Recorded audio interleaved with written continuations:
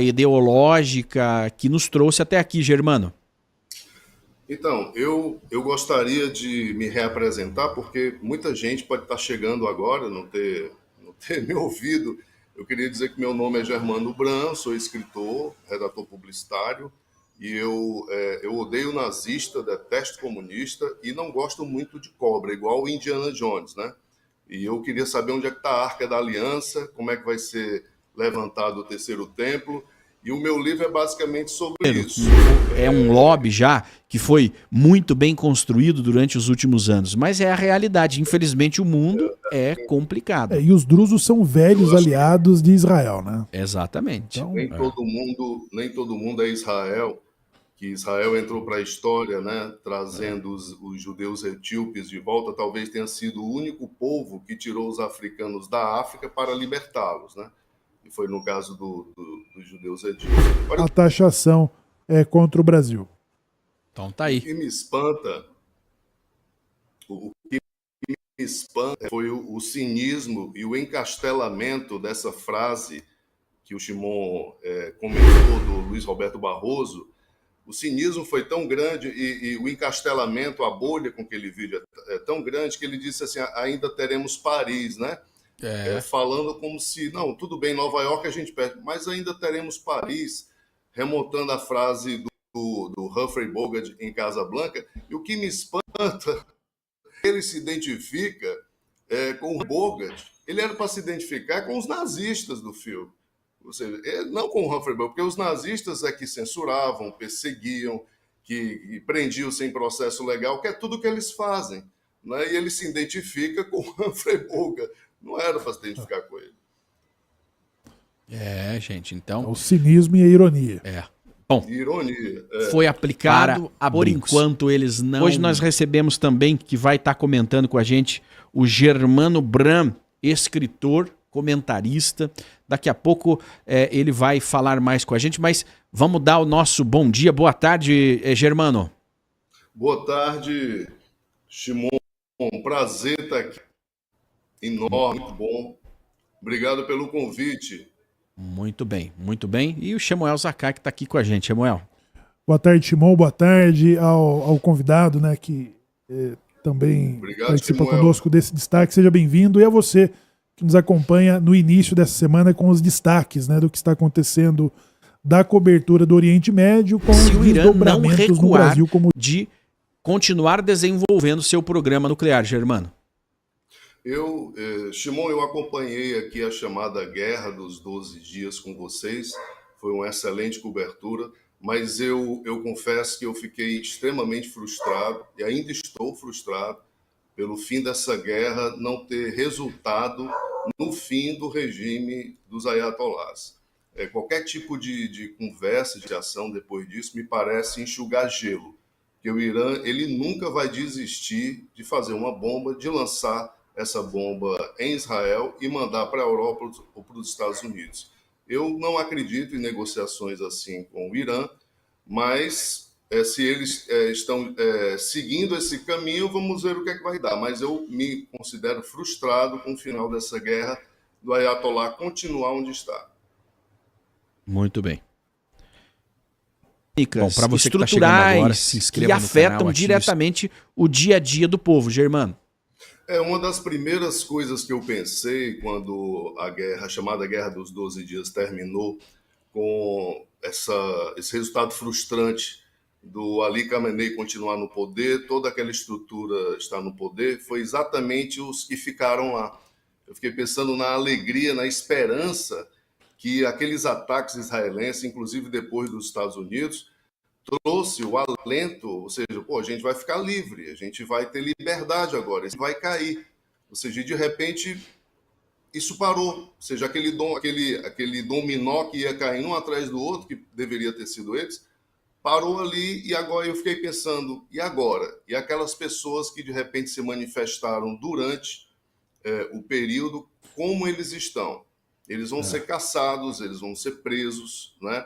Então, é muito complicado você dar sobrevida a um regime desse, um regime que eu me lembro, rapidamente aqui contando, uma entrevista do jornalista William Vac, no programa do Jô, que o Vac ele foi durante muitos anos correspondente internacional, e o Jô perguntou para ele assim: você entrevistou o Ayatollah Khomeini, não foi? Ele falou: foi, eu entrevistei o Ayatollah Khomeini, eu fiz parte da coletiva que o entrevistou, ele ficava num canto ali, a gente ficou fazendo perguntas, tudo. E o Jô perguntou: o que é que você achou dele? E a resposta do William Vac, na hora, eu estava assistindo o programa, me chamou muita atenção, porque eu não esperava aquela resposta, né? Ele disse assim: olha, Jô, aquele homem tinha um olhar que não era desse mundo. Tinha um olhar que não era desse mundo. Então, a gente tem aí no Irã, infelizmente, um país belíssimo, governantes com olhares que não são desse mundo e que, com certeza, não é do céu. E eu fiz recentemente no meu canal, Germano Bram, um documentário sobre o rei Ciro, do rei Irã, o rei bíblico, Ciro al-Ayatollah, e eu fiquei impressionado na captação das imagens, o quanto o Irã é lindo, né? O quanto o Irã é um país belíssimo e está sobre esse governo horroroso. Eu espero que esse dominó continue girando, que ele não pare.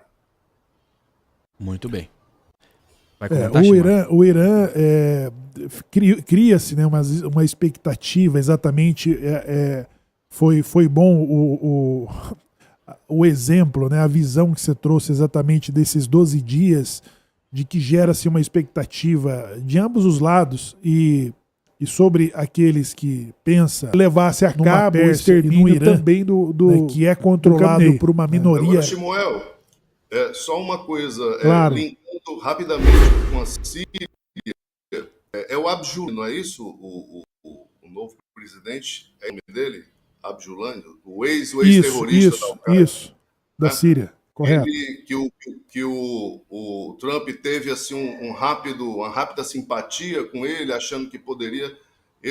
Quando eu o vi naquele estilo, falando manso e de terno e gravata, muito comedido, sabendo que ele era um ex-terrorista da Al-Qaeda, ele me enganou também, mas ele me enganou só 10 segundos.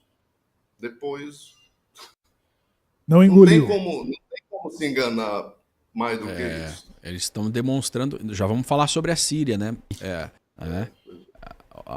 nós no Brasil temos um carinho pela Síria, né? Pelos sírios, pelos libaneses. Porque é uma comunidade grande, né? Demais. Tem gente no Brasil que pensa que sírio e libanês só, né? De tão assim, até pelo hospital e tudo mais. É muito triste. Será que o Lula já correu para fazer aliança com a Adjulani? Será que ele já fez? Acho que ainda não, né?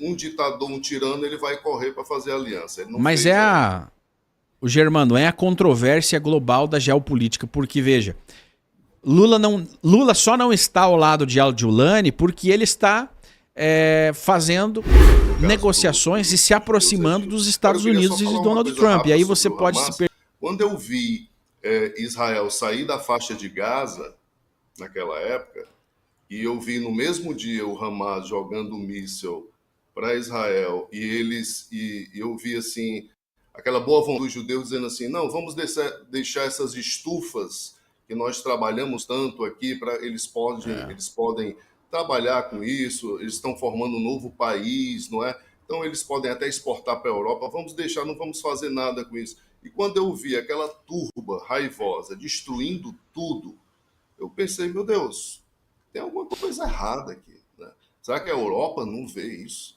Ou seja, não vê que existe um lado querendo paz e o outro querendo... Então, quando eu vejo qualquer notícia do Hamas, para mim é tudo tão óbvio. Igual a gravata do Abjulani, é tão óbvio. Olha só, são de joelhos. Saiu um relatório para colocar a população dependente de um salvador da pátria. Olha, vocês não vão ser independentes, vocês vão sempre precisar de um salvador da pátria. E foi o que o Hamas...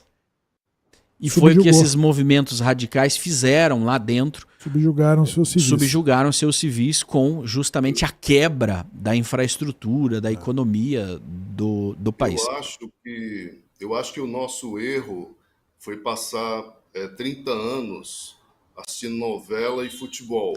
Enquanto isso, o PT estava lançando as bases do gramscismo no Brasil, Antônio Gramsci entrando nas universidades, entrando nas escolas. Não é? E eu me lembro de uma coisa muito interessante que me marcou rapidamente.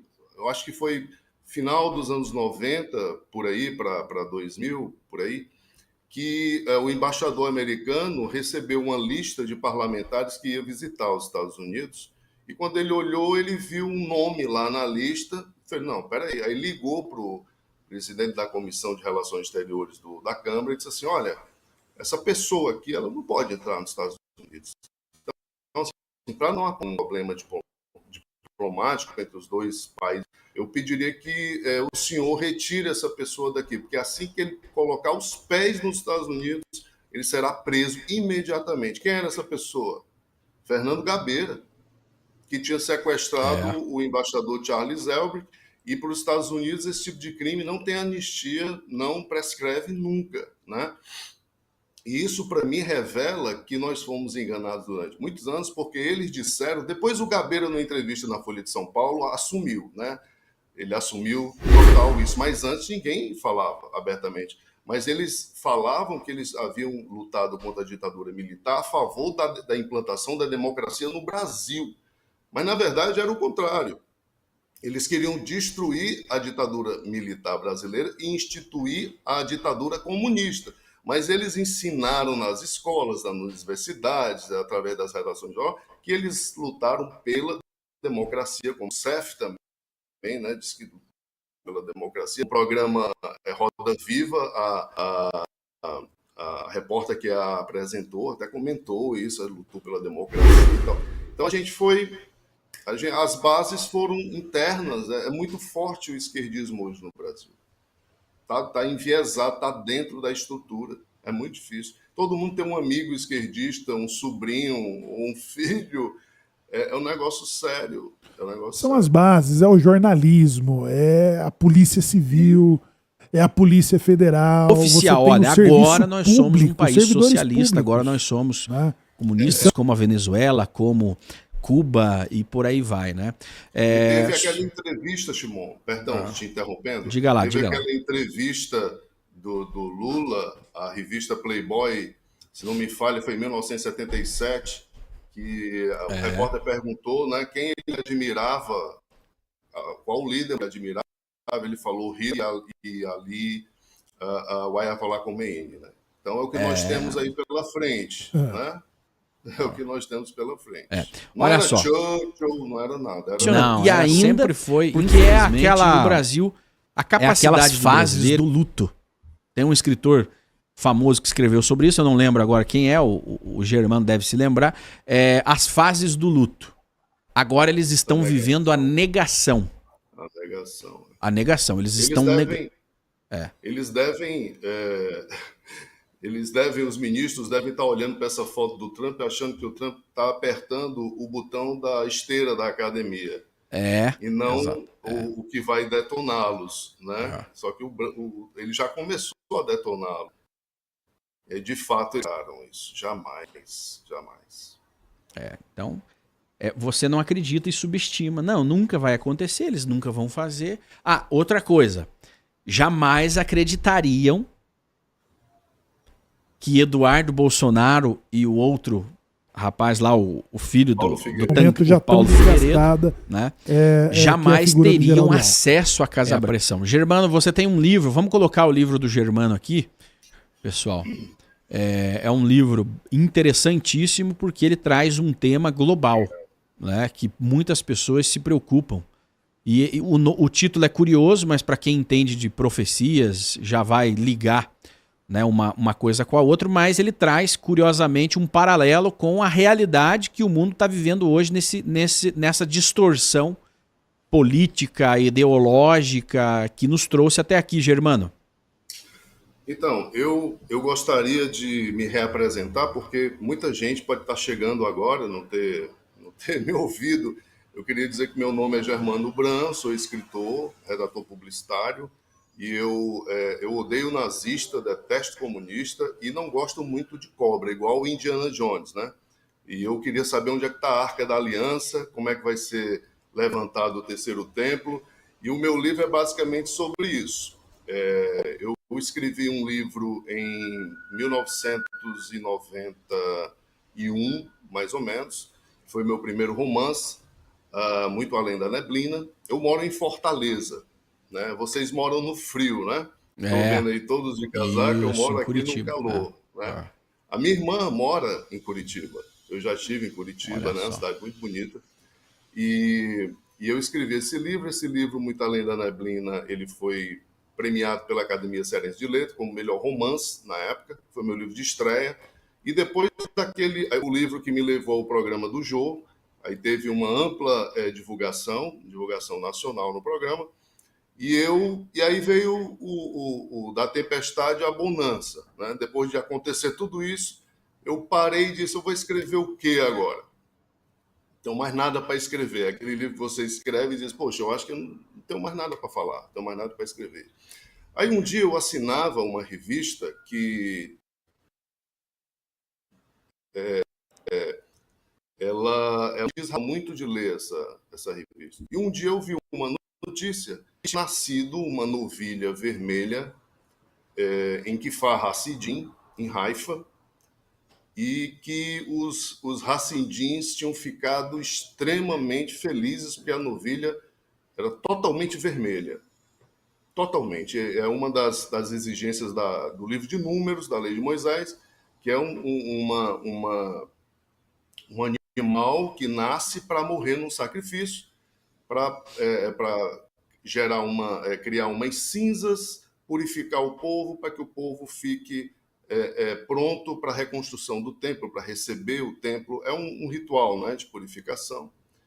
E na época, quando aconteceu o nascimento dessa novilha, houve, segundo a notícia, uma preocupação muito grande entre as autoridades israelenses, porque nascia ali um dispositivo legal no judaísmo que poderia fazer surgir uma reivindicação de construção do onde está o santuário muçulmano. Aí, o que é que se faz? Então, eu peguei só que aí, pouco tempo depois, a novilha foi crescendo e foi nascendo alguns cabelos de outra cor. Na cauda e tudo mais, ela foi considerada impura. E aí, quando eu vi essa notícia, eu pensei, mas e se fosse ela? O que é que aconteceria? Como seria essa reorganização geopolítica? O que faria os Estados Unidos?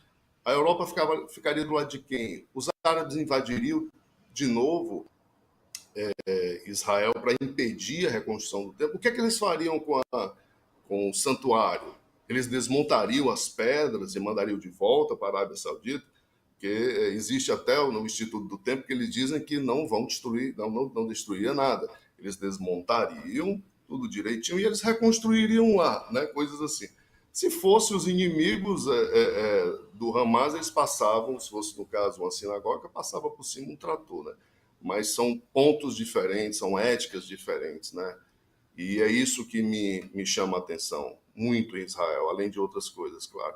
E aí eu escrevi uma história de um explorador que ficou famoso na história no livro, um explorador que cria uma expedição para ir atrás da Arca de Noé. E ele diz que encontrou a Arca de Noé, mas não consegue provar, porque tem um entrave que impede que ele prove. Só que ele fica muito famoso e é convidado por um jornal para cobrir o nascimento ele estava meio que... E aí ele vai para Israel, ele é assessorado por uma fotógrafa da Post, eles se apaixonam, a coisa começa a esquentar a respeito da novilha, há uma iminência de guerra e ele tenta tirá-la do país. Em si, esse é o mote da história, né? E esse livro ele tá à venda na Amazon, em e-book e livro impresso, e na Wiclab também. Eu queria convidar a todos para também se inscrever no meu canal, Germano Bran, o canal aqui no YouTube, eu faço documentários históricos, contemporâneos, eu dou opinião também sobre política e tudo mais. E foi muito legal vir aqui. Eu acompanhei vocês praticamente toda a cobertura da guerra. Estava ligado em vocês, porque vocês têm informações diretas de Israel, privilegiadas, né? E eu falei com o Shimon me convidou, e foi muito bom ter passado acho que 1h30, 2 horas aqui com você.